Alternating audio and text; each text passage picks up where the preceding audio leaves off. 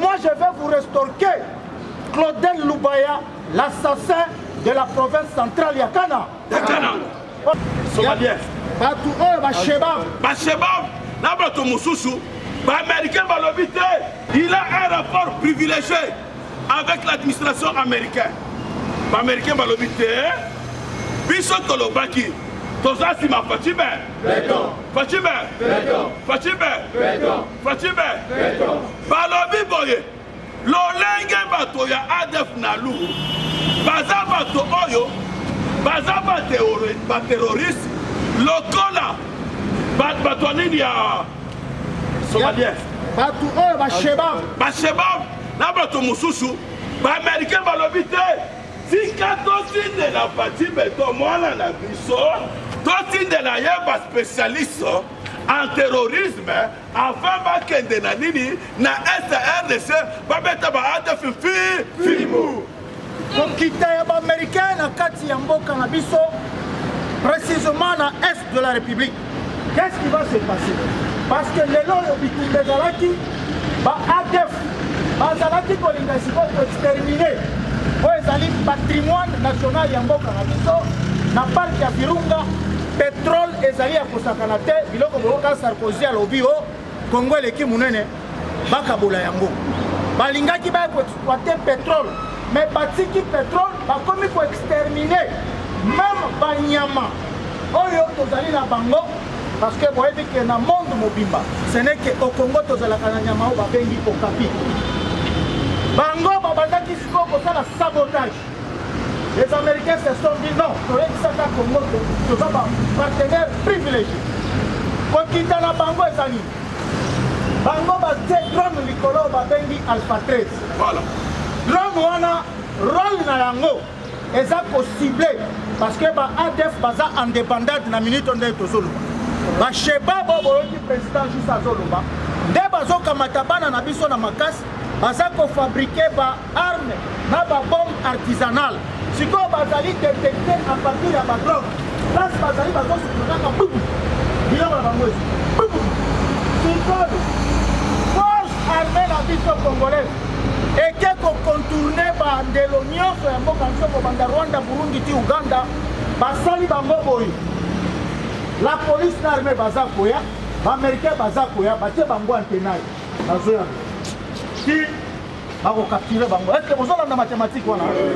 C'est ainsi que Bomoni awa tozoloba tango sama lukonde kenga kiti bakokisi ya ba député ya Ituri ba yebisi ke losako mingi papa pamba te osengi eloko liboso bakonzi ya mapinga nyonso baumela na Ituri awa bosala bango nini changement permutation tango président lobaki mafia ekota kitina mais il y avait de ces colonels et des généraux bamite kaka na Congo awa azoboye bango kaka est lokola bango basi baingelaki na armée poto inisa bango na peto basoda oyo bautaki kosilisa na école de guerre bakosala nomination boyebi pamba te mosala soda ezalaka ya bopingiliki kofanda place moko te bakosala bango bapermutation c'est-à-dire yo ozalaki colonel Lubangenga okokende na Yakoma colonel Lufagari yo okokende na okende na Bangu na Banzangu.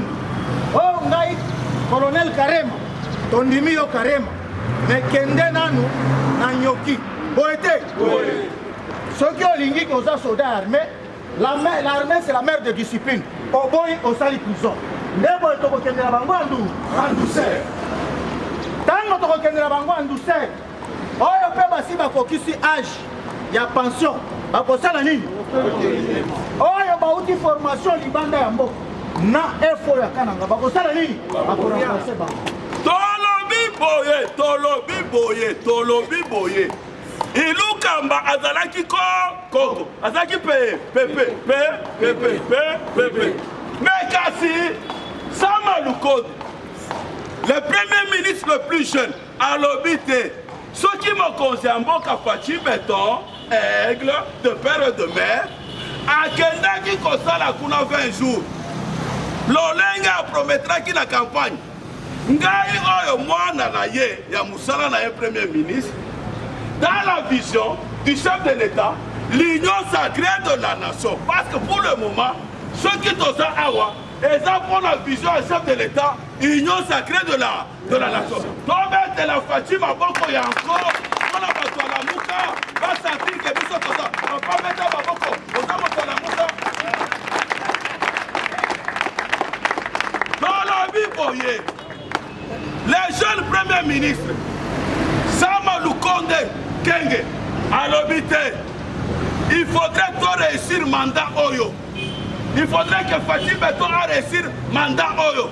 Il faudrait en tant que jeune premier ministre, Sama Lukonde, Nati Kapeba en prenant, il te passe vivant. Ah, bon, il te passe vivant. Ah, bon, il te passe vivant.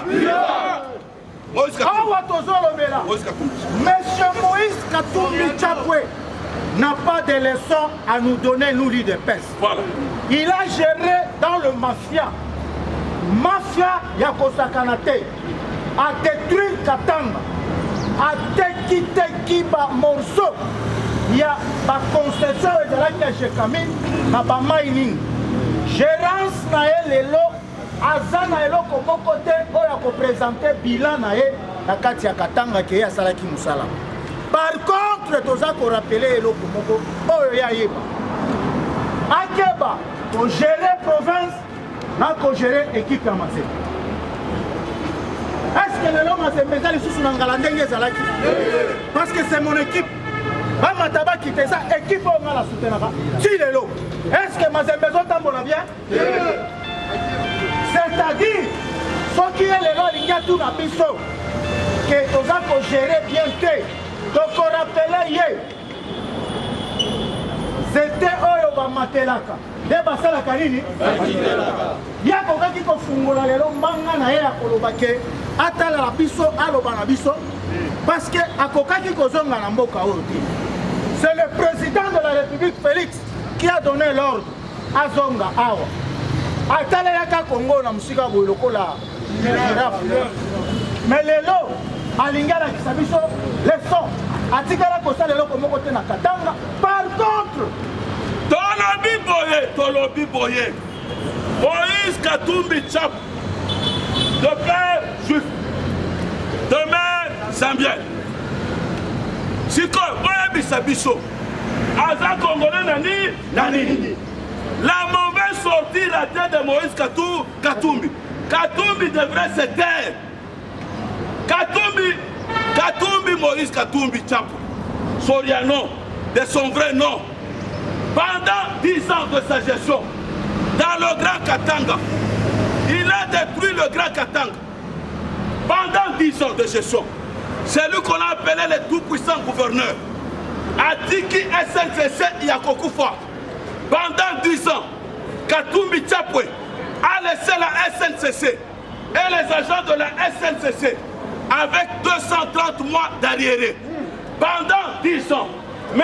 Moïse Katumbi, qui n'a pas de leçons à donner à l'UDPS, qui n'a pas de leçons à donner à Fatih Beton, aigle de père et de mère, abomi Chekamine, Azui, Oezalaki par prérogative, il y a SNCC, il y a Batrain, il y a locomotive, il y a Komemaka, Oezali par minéré, il y a Chekamine, Kobimisa Yango Libanda, il y a Asumbi par remorque, Azui Chiko abomi SNCC.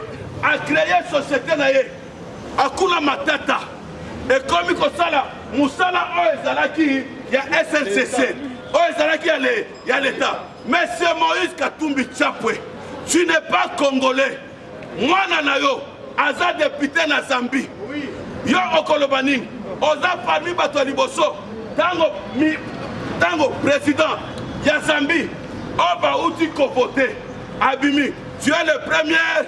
Il y a quoi adresser Yenini un message. En soi, Moïse Katumbi, aux juifs, aux grecs, aux italiens, tu n'as pas de leçons à nous donner. Ceux qui t'ont lingui t'ont founé dans le passé avec l'UGF de Jules Alinguete au Kokota prison. Il ne peut se vivre. Par contre, aujourd'hui, nous avons des gouverneurs parce que Toyaka Pamba Toyaka Pona Kopé Sabino Sam. Bandeko na ngai, touti na province oyo babengi ya Lualaba. Mes chers amis, ce qui m'a émasé pour ça, les Manaloala, Bepa, Maman Fifi Masuka, de père et de mère, fille aînée, il y a union sacrée, Bokoka, moi, papa Ndekonangai. C'est la nouvelle ville de la République démocratique du Congo. Le Dubaï. Cette dame-là, dans 6 mois, il y a Pamba. Papa, Azako Sala, autoroute, il y a 8 bandes. Dans 6 mois, il y a Pamba. 2 mois, Bazotonga, pour la toute première fois, résidence, il y a président de la République. Pambate, résidence au président Zako Fanda dans l'Union africaine. Et ça, en 1960, Papa Kassafou Zako Fanda, il y a 2 chambres de salon. Mais Kuna Zako Tonga, président, résidence, il y a 2 niveaux. En ce qui va noter, la réhabilitation est Banzela. Papa, bon, autotique qui va se tonga à Mounene. On est relié. Province est relié. Commune, il y a Dilala. Na commune, il y a Manika. Na quartier Ewabora. Pour on a baptisé Ango. Pour Fachibe. Béton. Pour place Wana. Batu Basila beaucoup fait comment dire quoi la mona masala kama. Ndenge lolenge bomona pont. Oyo papa na biso atonge la biso ya makelele. Lunda Bululu. Merci beaucoup. Ndepo baza ko benga ngo pont Fachi. Okomona ngo na bikolekoya. Le travail est en train de se faire. Sur ordre du président de la République, dans la maman a une vision, il y a chef de l'État. Mais Nalinga qui a profité pour cette occasion. Tolobi Boye, chers combattants, Motoko Sabinoté, les 6 gouverneurs des 26 provinces, Bazo Sale la Moussala Fati Béton, Bilaya Fati Béton, et Kozalaka province à Kinshasa, il n'est pas suivant. Viva! Biso Tozalaki, na compte ya Fati Béton, Kozalaki na Nini, na Lualaba. Mais bien aimé, ceux qui ont na Lualaba, Ezali dirigé par Maman Fifi Masuka, de père et de mère. La fille aînée de l'Union sacrée de la nation. La représentante de Fati Béton, na Lualaba. Papa, Okoyoka Elengi. Salité Ezate. Ngungi Azate. Mais bien aimé, Lualaba, c'est un chantier à ciel ouvert. Lualaba, de Fifi Masuka, c'est un chantier à ciel ouvert. Nabiloko Fifi Masuka Zosala, ça entre dans le bilan du chef de l'État. Biloko Oyo, Jacques Kabula, Katwe, Wandani, Obazobenga, Wandani, de part et de main. Kabula Katwe, Maman Fifi Masuka, gouverneur au Bazako et chef de l'État. Botalana nous que maximisation de recettes. Ville Lualaba, Natango ya Mouyesh, Azaki Kopesa par mois 400 000 $. Mais Maman Fifi Masuka a eu par mois 6 millions de $.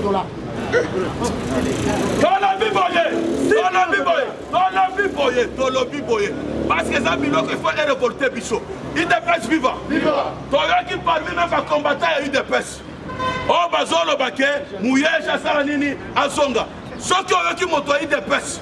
Alors, que Mouyesh, Azonga, Azamuto Pépé, Azamuto infiltré. Imaginez-vous. Pendant un mois, par recette, il y a 400 000 $ par mois. Les lots, par recette, c'est combien? 6 millions de $ par mois. Et pas seulement ça. À l'époque de M. Mouyesh, pas travailleur, il y a gouvernorat. Pas bandit, il y a un vélo. Bazaki n'a pas salaire à 800 $. Les lots, directeur de cabinet, Azan Adjib. Pas conseiller, Bazana Badjib. Pas conseiller, pas agent, Azaki n'a 600 $, encore 1500 $. Je profite pour cette occasion parce que ils ont toujours la Batoubaza pour s'attaquer à la chef de l'État. Monsieur André Claudel Loubaya, vous n'êtes pas un modèle. Ngana Monio André Loubaya. Tango yo, banomé et pas musée comme gouverneur, Ngai Nazalaki Nakana. En face à Imo Kassai, Liboso, il y a Banque Centrale, il y a Kassai. Tu as présenté ta femme à un médecin, Moutabandoui. Natanga yo, Okoma, Mobutu l'assassin de mon père. Mais moi je vais vous restaurer Claudel Loubaya, l'assassin de la province centrale Yakana. Otiki Kananga, Zela ils ont raté, Maya ils ont raté, Koura ils ont raté, chose grave. yo moko Claudel Lubaya tu t'attaques à Fifi Masuka okokokakokoma ata na lipeka na ye te otiki même pas résidence na yo moko na mboka na yo moko babomaki bato akamwe na nsapo yo ofungola monoko na mokolo nini mboka ya tata na yo ya mama na yo ya bakoko na yo ofungolaka ata monoko basali bafausse commune baviole basi yo Claudel Lubaya aujourd'hui oya kolobela mama Fifi Masuka okokoka te musala na yo eza lokola ya Katumbi après avoir kozongisa bino bango musala na bango kokritike makambo nyonso mpenza azosala ezala na assemblée ezala na sénat yaka korépondre biso na bilan eloko oyo osala na kananga nsima okotelema na biso ide mpe tobiba tolobi boye monsieur Claudel Lubaya, tu n'as pas de leçons à donner à l'UDPS. Tu n'as pas de leçons à nous donner à notre régime. Tika biso kimia bino bozaba politicien oyo buka buka bulutu bututu pupu bozaba modalité. Claudel Lubaya, ferme ta gueule. UDPS viva. Nous entrons dans l'actualité. Aujourd'hui, la RDC via Mwana Mboka oyo tobengi l'inspecteur général de France Jules Alinguet Tenkei, le Congo est commis 15e pays à émergence sur le plan et recette à cause de Mwana Mobali wana totangi lisusu Jules Alinguet Tenkei oyo kombo na ye baluki mikolo oyo soki okena bakenkeleri baindien olingi osomba fil barbele bakorépondre yo olingi alingete bafil barbele bakomi obenga yango alingete sobetela alingete maboko makasi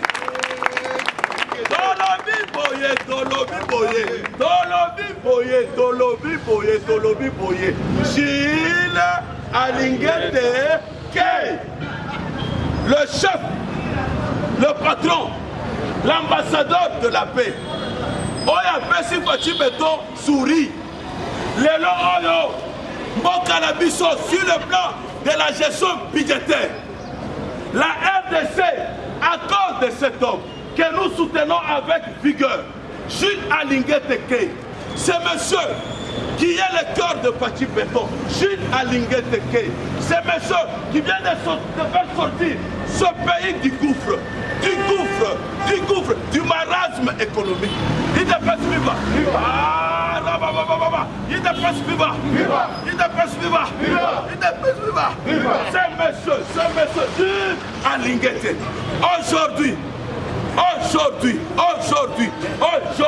Aujourd'hui, la RDC est classée 15e pays sur 54 pays en Afrique sur la bonne gestion budgétaire.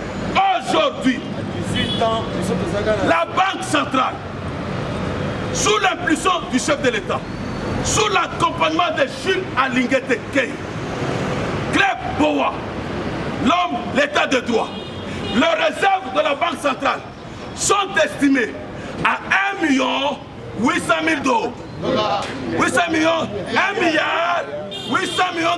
de dollars.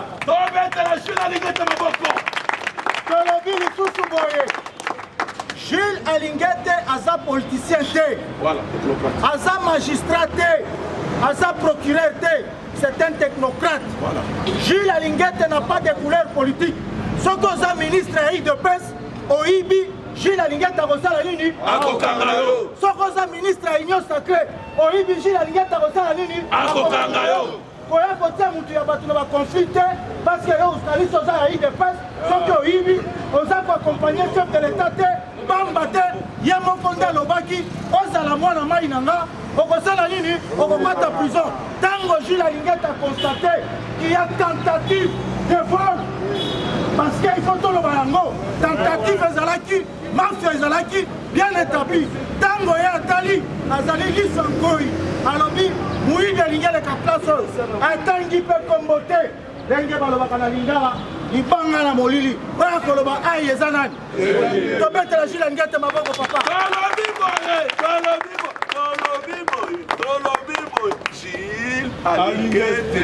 Jules Alinguet, l'oiseau rare. Les lots, tous à la valeur, mes frères, tous à la mitema mabe, tous à l'imité Mamabé, Gilles Alingete, c'est un technocrate. Technocrate. Papa, pendant 18 ans, Bakokaki, audité, déjeté, Lelo Oyo, audit ya, chef. Pas DG, Bakangami. Pas ministre, Basalinini, Bakangami. Papa, yo ko bebi ça. Hein? Où est-ce que le Babilobé la surgit la linguette? Moi, na monté ma voiture, béton. Où est-ce que la fierté à mandat la vie, la biso? Biso, tu soutenir Gilles Alingete. Tu conseilles, n'a conseillé pour la Gilles Alingete. Parce que dans le bilan du chef de l'État, parmi les meilleurs attaquants, Gilles Alingete. Donc, Zalina Nicolas Kazak. Oh, il a maximisé la recette. Parce qu'il s'agit de lui, des places mafieux et les cas. Il y a un petit Alingete. Et là, comment on peut dire voilà. Il y a un moment où Alingete a dit stop. Tout le monde est bien. Biso tolma kimbongo ko kiko bimali susute na ndenge ya maboko bank. Eza bongo te.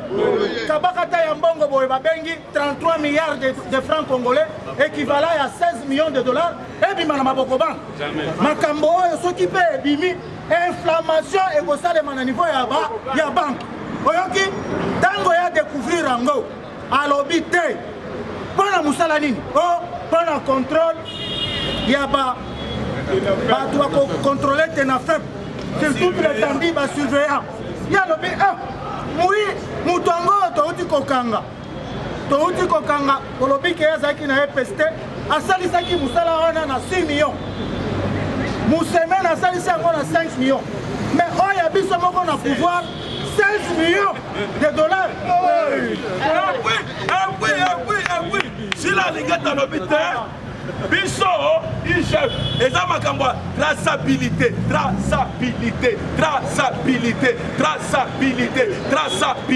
Alors, moi, n'a pas problème na yote. Awa, n'a pas eu mabokoba, la ligue kaka, traçabilité. C'est-à-dire quoi? Dans le thème de la patrouille financière, il y a chef. Bon à IGF, il faudra que même Makambo Banzela, ceux qui va passer au bon, yo entrepreneur, au Sala Banzela, IGF a continué d'être inspecteur naïe. Bata la durée, Yanini, Yanzela au Kosala. Bayeba, estimé, au Ezalim Bongo, l'État a bimisi, pour la haute Banzela. Il y a un problème, il y a Gilles Alingete, Nini. Biso tozo soutenir Nini, Gilles Alingete. Tango à tout niveau, 16 millions de dollars, et ça c'est quoi au listing? Il y a pas trop de foot à toi évalué dans 16 millions. Si le listing est là, Gilles Alobi, Nicolas Kazak, comment t'as bon gosse qui s'en a pas? À vérité, ma bon côté pas. Quand Gilles Alingete Mokowana, projet tu les gèles. Oh, bah, Matissa, président tracteur, na 7e rue. Papa, ça, projet tu les gèles, papa Mbongo. Oh, l'endanga bien. Projet tu les gèles, Akamati Bank Moko. Oh, les alliés à Camerounais. À quel côté Mbongo? Olia Banda Moussala. Atiki Mbongo na banque. Et Banda Kosala Nini. Et Botaka intérêt. Yena Mukolo Bank Wana. Bakabula. Bon, Gilles a découvert Rango. Et ça m'a bien. Mais yo Mbongo va faire ça la Moussala. Délai à Moussala Matisi président. Bon là-bas, désengorger fille qui chasse. Président il y a quoi un tracteur. Mais yo Kamati Mbongo qui côté la banque, yo na Mukolo Bank wana et banda ko bota bénéfice, on y a ka 10%. Balongoli Mbongo na banque wana bande. Makambo zo sala na mboka na biso, il faut que ça ba biloko yo. Tango ko banda ko discuter même na batu que ce que ya robaki désengorgement. Bon, mutu ya lolenge oya projet tu les jeunes. Gilles Alingete. Oya baza kobenga, Phil Barbelé, oya ba changer combo, Kanga Muibi et comme Gilles Alingete. Kangela biso batwa. Tolobi boye. Gilles Alingete alobi boye. Monsieur Ngobila, Ngobila de. Gilles Alingete alobi boye. Ngobila. Dans le terme des patrouilles financières. Ngobila yo, bapesi yo mbongo okende kosomba oyo ezali banini ba agent ya ville province ya Kinshasa. Moto wana paske aza na ADN ya PPRD, aza na ADN ya kabiliste, idepesi viva ake kosomba biloko ya kala, biloko epola sikoyo. Soki inspection générale de finance, soki Jules Alingete atindi corps des inspecteurs, baquet audité et kozala lisusu Jules Alingete, to encourager Jules Alingete, to soutenir Jules Alingete, ba miyibi nano basili to lobi boye ngobila, to soutenir na tongo lelo. Déclaration ya ba député nationaux ya province ya Kinshasa. Oye Salamaki, le président Aïe, Oye Zali, vice-président de l'Assemblée nationale, le député le mieux élu de la ville de Kinshasa, Jamal Kabunda. À Kaboul. Dans le Biboye, Tango a constaté, Jamal Kabunda Kaboul a constaté que ville les a gouverné. Papa, tu as où tu connais Sabino? Tu as où tu Tambola? Villa Loala Babaza Kotonga. Mais Kinshasa, papa. Est-ce que Eloko Zomona na Kemsa les Osale? Mais Kabunda Lobi, ville les a gouverné, n'est-ce pas? Mais Nini les a collés. Parce que Bino Boza Bao Yabiso. Tozana ba député provinciaux, ba koti na kati ya mafia, ba pesi ba bango ba marché. Na ville province à Kinshasa, bomba bomba, bomba bomba, ma député à Bisso, ma président va marcher pas en Gobila. Si quoi, va avoir 20 000 $ par mois, bah comme il faut protéger. Est-ce que toi on a besoin d'un chef de l'État? Bisso Tolobi, Moutounyoso, Azala Union Sacrée, Azala Ewap, on a quoi des chefs de l'État. Bon la carte il y a parti la Bisso Moko, Tozali est belé, la carte il y a assemblée provinciale, mais Tala Batouana, Zoé Kabila.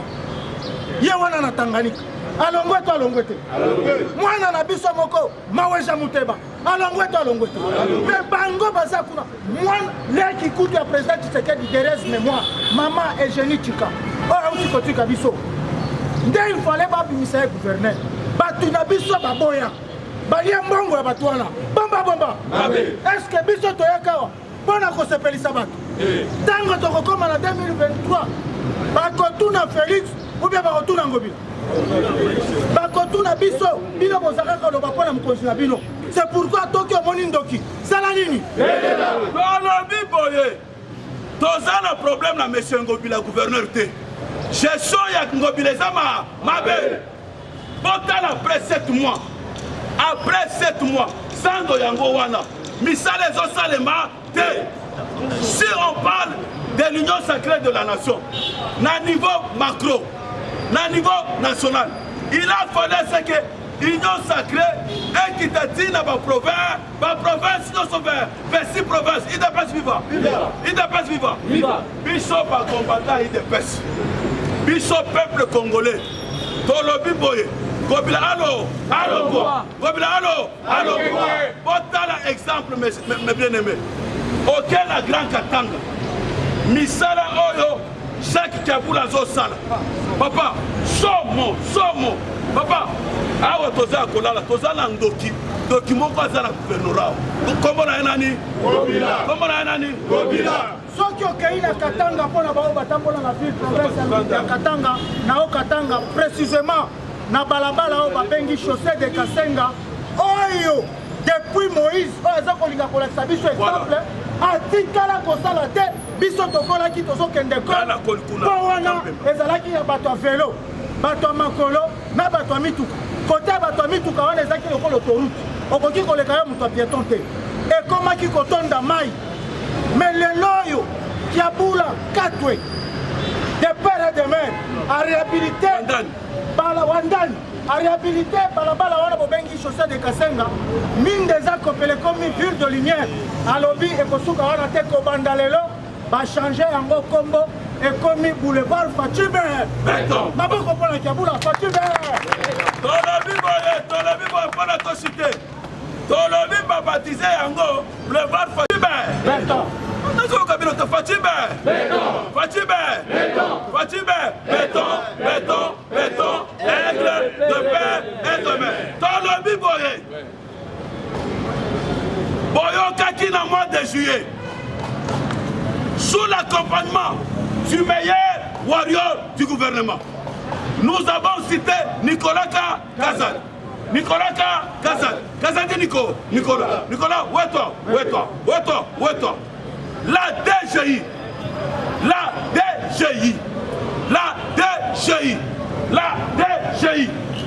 Conduit de main de maître par le pasteur Mwakadi Mwamba Barnabé.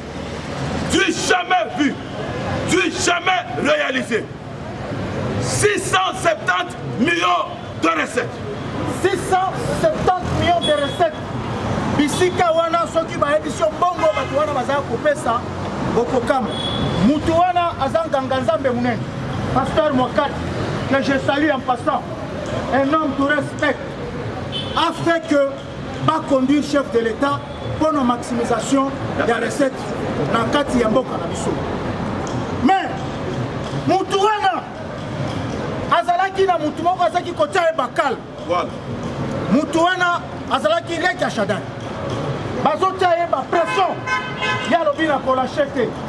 Le lobe en maximisation et recettes Yamwakadi et sali que na oyo Nicolas Kazadiaza Kosala. Na oyo IGF Aza Kosala. Bakomi Kosala lokola bato bazo travailler en symbiose. Botala maximisation ya recette. Nini esalaka que ba investisseur baya stabilité ya mbongo na recette ndenge lelo tobandi komatisa misolo na biso. Mais tokosukisa te mpona koinforme bino oyo bozali na bandeko na secteur oyo babengi pétrolier. Notre ministre, jeune ministre qu'on appelle Cheval Blanc, Didier Boudimou, a outaki ko effectuer voyage na mwana. Boyoka likambo ndenge eza kosalema pe oyo kosalema. Boko constater na mikolo eza ko liboso bakosala brigade ya ba pétrolier oyo bakozala conduit par ministère ya hydrocarbures. Na bamboka nyonso oyo koki kokende te na bis oyo eutaka na bato na bamama na bato na lufu babidon ya essence na kati. Moindre pépin bato basali nini? Mais voilà, esalama déjà là-bas. Ministre na biso akiti alobi mboka kaka ya biso biloko ekotaka frauduleusement bapétrole ezouta Angola ezouta bipai na bipai mpe eza kofuta mpaku ya leta te. Ake kodécouvrir na Congo un certain colonel il y a époque ya Kabila ye a créé déjà brigade ya pétrolier atia bango na nzela bazwaka mbongo sake ministère ya kohydro eyeba mbongo wana ekendaka na poche na ye moko babangaka colonel wana mabe y compris na matu babangaka kaka ntango ye Budimbu akei alobi makambo colonel wana abu pia azwi mokano boye mutu moko te akoki kovoyage lisusu na bapétrole na bacarburant na babidon na kati ya bamituka bakotia babrigade wana na nzela mpona kosurveille pamba te soki totiki bato bazokotisa babidon ebongo bato oyo bazalaka na bastation oyo bafutaka bambongo na bango epa leta bakongo me leta azoya kopesa biso bataxe mpo mutu wana ntango azoya na oyo ya bidon akotia yango na ville prix oyo ya station azorespecte leta mais mutu wana station me leta ozotika bato ya pamba bazokotisa bango kutu bafutaka taxe te biso tozofuta taxe n'est-ce pas? Tolobi boye concernant makambo ya pétrole, concernant brigade wana bazo créé parce que le jeune ministre Didier Boudimbu c'est parmi les meilleurs ministres que le ministère de l'hydrocarbure est connaîtra. Brigade wana ekoede mboka, ekoede Fachi Beton, ekoede biso na sens nini. Ba brigadier wana bakobanda kosala contrôle ya ba entrée ya pétrole ya carburant oyo soit eza kitoko eza malamu ou bien eza ya mabe. Et parmi ces brigades là oyo ezali brigade oyo bazo créer d'ici là bato wana musala bango kozala contrôle ya entrée ya carburant kotala soki eza impropre soki ezali comestible idps viva idps viva tango toyaka ona tongo.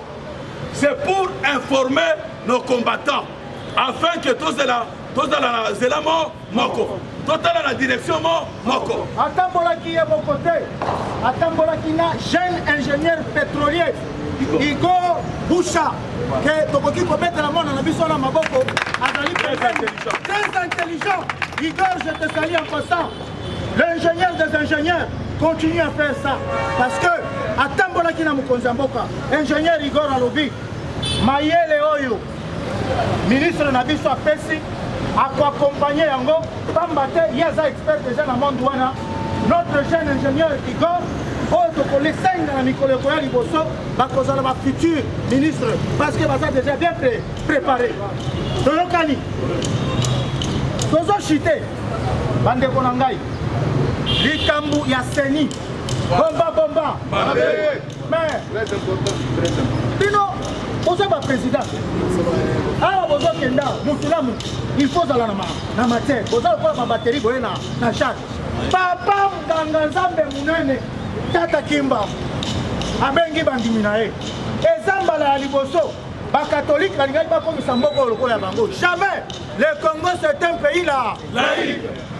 C'est mbala ya liboso bozaki komona bakatholike ezali ecclesia mosantu catholique oyo nga nasambelaka bato nyonso te ezali groupe ya bato baza kolinga kosali ecclesia na biso boye te bato wana bakotaki na réseau mafie na yango bato na biso bakimbangisi bamusulman bato na biso ya armée du salut baorthodoxe balobi te bandeko na biso oyo bazotambola na alima te boye te na charte na bango baloba boye bango bakoakompanyaka leta ntango mwa mikakatano ezali bango bakokoma lokola ecclesia na katikati ya mboka boye te na charte na bango bake musika balobi boye tokosala ke mutu oyo tokovote akozala na manda na ye soki esili bakokende na élection mais ntango bakoakompagne leta ekozala ndenge nini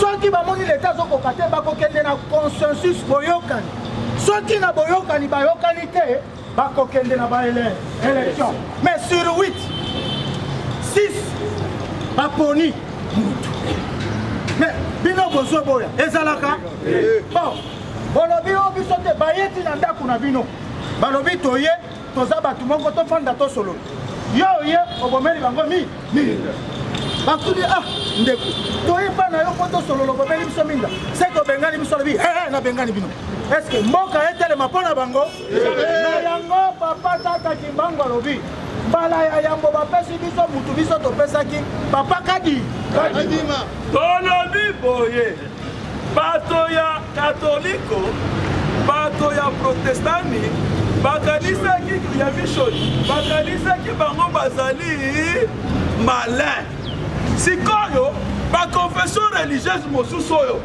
6 balobi te bato oyo nde bakolo ba ekole fictive bisika babanda kolia bato oyo bazokanisaka bango baleki biso mayele bango bakanisi baza banganga nzambe koleka biso awa tozosala systeme ya klebo balobi awa tokozala uni balobi biso lokola consensus tosi yango te charte eza claire tokokende na nini na vote soki baye catholique baye protestant biso kote oyo toza ini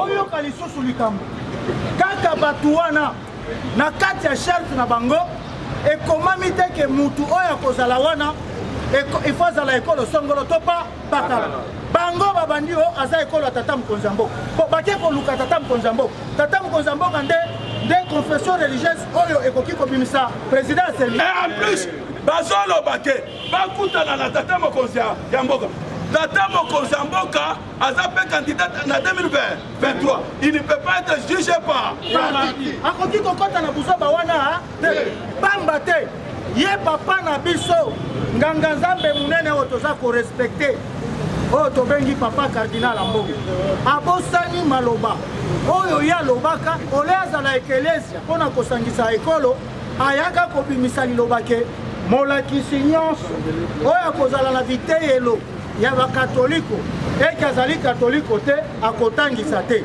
Eske wana eza bolingo? Wana eza bolingo? Kaka ye lisusu abosani lisusu ke kaka ye mutu asuccédaki papa na biso de res mémoire etu azwaki équatorien.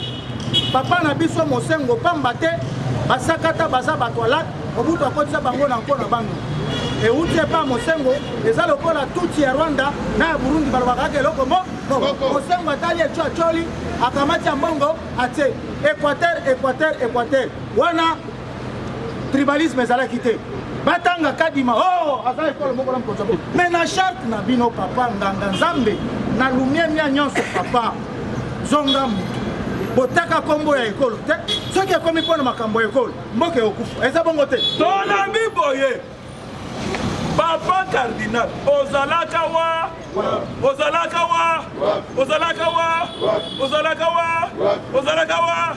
na époque ya régime ya Kabila depuis que baorganiza baélection bato bazalaki baprésident ya seni bazalaki baswa mpona nini bobandaki kokanga minoko na bino bozali kolakisa biso ke na se bobandaki kozwa kanya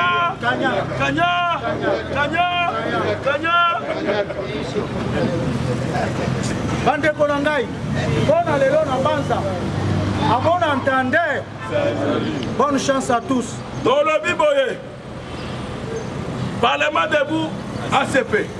Bozala toujours unis. Tolobi boye. Eza début la semaine. Zamba pambolo moko na moko. Bisika okokota. Ozonga na mbongo afin bana balia. Tolobi boye. Motokoko uta libanda te. Pona koya ko créer des ordres na ndako moninga te. Fatibe! Béton! Fatibe! Béton! Fatibe! Béton! Fatibe! Béton! Aigle de père et de mère. Que Dieu vous bénisse.